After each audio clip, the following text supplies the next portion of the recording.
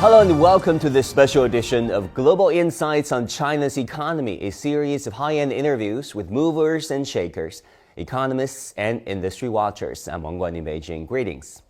Our guest today is Grzegorz Kołodko, former Deputy Prime Minister of Poland and Professor of Economics at Kosminski University in Warsaw, sharing his insights on the Chinese economy and how it could drive economic globalization further. Grzegorz Kołodko was Poland's Deputy Prime Minister and Minister of Finance from 1994 to 1997 and from 2002 to 2003. He is now a distinguished professor of economics and a consultant for various international organizations. His numerous award-winning academic books include Will China Save the World?, Chinism and New Pragmatism, and Truth, Errors and Lies, Politics and Economics in a Volatile World, made him the most quoted Polish economist. Kołodko has demonstrated genuine interest in China's development path, writing articles and bestsellers on China. He once described China's development over the past 4 decades as the greatest economic success story in the history of mankind. There have been concerns about the Chinese economy. If you look at the GDP figure for the first 3 quarters, the overall annual target of the Chinese government is for the economy to grow 5%. How do you assess the performance of the Chinese economy for the first 3 quarters? Being an economist, I'm very much aware of the challenges you are facing in China, but I do know also that China's authorities are very much aware of these challenges, together with the business leadership and the policy response, the management response, the governance response is an adequate one. What was recently taking place in China, what was recently decided by the government to lose a little bit monetary policy, to encourage supply, to raise the consumption of the household sector, it's the right direction of the adjustment.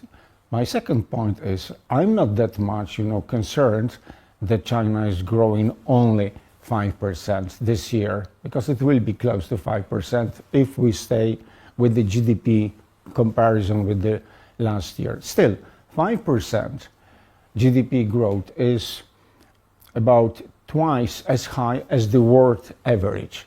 5% is much more than we have the growth in the European Union. And in some countries, there is not growth at all. For instance, in Germany, the biggest economy of the European continent, there is already second-year recession. The output is going down a little bit, maybe this year by 0.2%. In the United States, there is a robust economic growth, but it is still much less than 5%.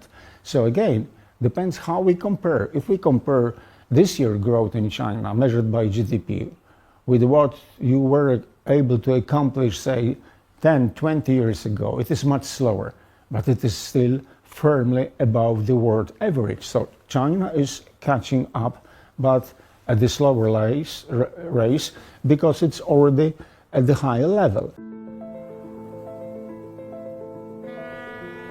For decades, globalization has connected us like never before, but this interconnectedness isn't evenly distributed. With globalization facing a backlash and neoliberalism running out of steam, the world is increasingly turning to China to tackle pressing issues and look for answers to new challenges.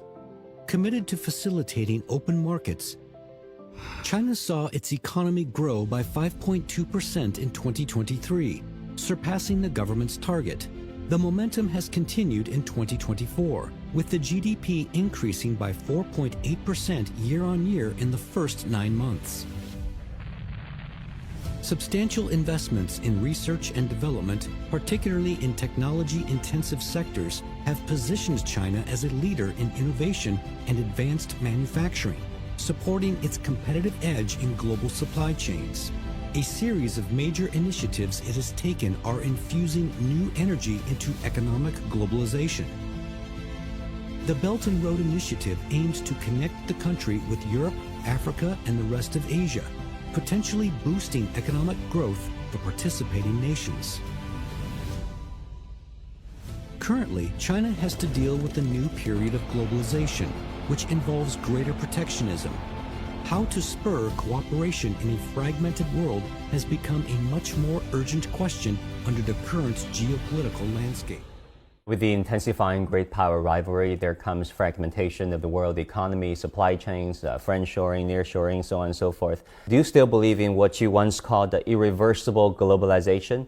I think you mentioned that term in your book, New Pragmatism. Yes, one of my book, Political Economy of New Pragmatism, has a subtitle, Economics and Politics of Irreversible. Globalization is irreversible. I mean economic globalization because of interrelations between businesses all over the world and because it is a good factor for development. But there are the turbulence. There is less maturity of this globalization, especially after the previous Trump administration, if there will be the next one. So globalization does continue, but at the same time we have new nationalism, we have protectionism, we have the trade war, we have tariffs, etc., which is hardly advised by sensible economics. It is rather driven by the political reasoning, which I think is ill-advised. You know, I wish that policy will be also more knowledge-based. Pretty often we are hearing saying knowledge-based economy. I would like to have more knowledge-based policy, but policy is not knowledge-based, policy is emotion-based. Definitely China's policy is much more knowledge-based than American policy. Yeah, well-informed policy. In China we have a different political system than, say, in the West, but this system is being supported by meritocracy. The people which know that 2 times 2 is 4 are taking the decisions. But sometimes, you know, in the West, starting from the United States, it seems, you know, like the people which are making decisions, they still believe that this is 2 times 2, 5 or 3, or depends, are you selling or buying? So the policy driven by emotions is not a good advice for economic rationality.